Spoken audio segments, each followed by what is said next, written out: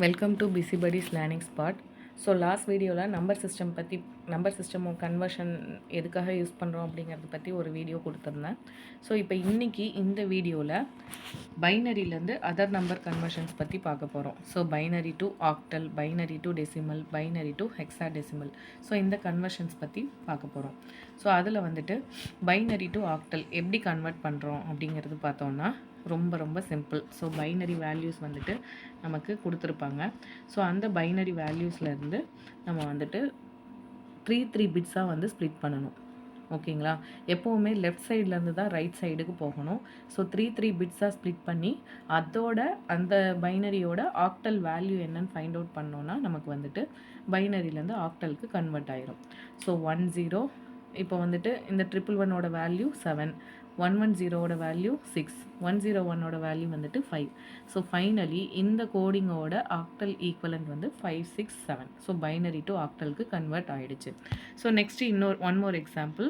இங்கே வந்து பார்த்தோன்னா தி சேம் லெஃப்ட்லேருந்து நம்ம த்ரீ பிட்ஸாக வந்து டிவைட் பண்ணிவிட்டு ஸோ அதோட equivalent octal value find out பண்ணிட்டோன்னா நமக்கு பைனரியிலேருந்து ஆக்டல் வேல்யூ வந்துட்டு கன்வெர்ட் ஆகிடும். ஸோ அடுத்த representation binary to decimal. So binary to decimal இன்னும் ஈஸியாக தான் இருக்கும். ஸோ ஃபஸ்ட்டு என்ன பண்ணணும் அப்படின்னு பார்த்தோன்னா ஸோ இப்போ இங்கே வந்துட்டு 1011 இந்த பைனரியோட டெசிமல் வேல்யூ என்ன அப்படிங்கிறது தான் இப்போ கேல்குலேஷன்.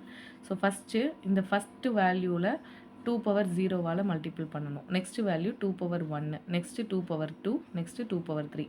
ஸோ ஃபஸ்ட்டு டிஜிட்டை வந்துட்டு 2^0, next digit 2^1, next digit 2^2, next digit 2^3. So இப்போ வந்துட்டு 1 × 2^0ஓட வேல்யூ 1, நெக்ஸ்ட்டு 1 × 2^1ஓட வேல்யூ 2, 0 வந்துட்டு 0 தான் வரும். Next 1 × 2^3ஓட value 8. ஸோ இப்போ இது மூணையும் இந்த 4ஐயும் ஆட் பண்ணோம் அப்படின்னா நமக்கு வேல்யூ வந்து 11 கிடைக்கும். ஸோ 1011ஓட டெசிமலோட வேல்யூ வந்துட்டு 11 to the base 10. ஸோ இது டைரெக்டாக நம்ம இந்த 11 வந்துட்டு எப்படி எழுதுவோம்? a to the base 10. So binary to decimal வந்துட்டு கன்வெர்ட் பண்ணிட்டோம். இன்னும் last process binary to hexa decimal. So binary to hexa decimal எப்படி பண்ணுவோம் அப்படின்னு பார்த்தோம்னா ஸோ ஹெக்ஸா அப்படிங்கும்போது 4 பிட்ஸில் ரெப்ரசன்ட் பண்ணுவோமா? ஸோ அதனால் 4 பிட்ஸாக வந்துட்டு ஸ்ப்ளிட் பண்ணுறோம். ஸ்ப்ளிட் பண்ணிவிட்டு அதோட வேல்யூஸ் வந்து எழுதுகிறோம்.